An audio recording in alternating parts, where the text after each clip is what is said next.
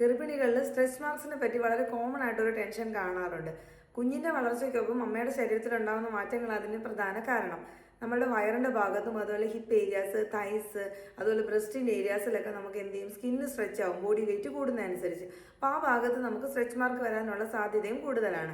ഇതിനോടനുബന്ധിച്ച് തന്നെ ആ ഭാഗത്ത് വളരെ ഡ്രൈ ആയിട്ടുള്ള സ്കിന്ന്, ചൊറിച്ചിൽ അനുഭവപ്പെടുക എന്നീ ബുദ്ധിമുട്ടുകളും നമുക്ക് കാണാറുണ്ട്. ഗർഭിണികളിൽ ഒരു 5-ാം മാസം 6-ാം മാസം മുതൽ തന്നെ നമുക്ക് ബോഡിയിൽ ഈ ചേഞ്ചസ് ഈ സ്കിന്ന് സ്ട്രെച്ച് ആവുന്നതനുസരിച്ച് വിസിബിൾ ആവും.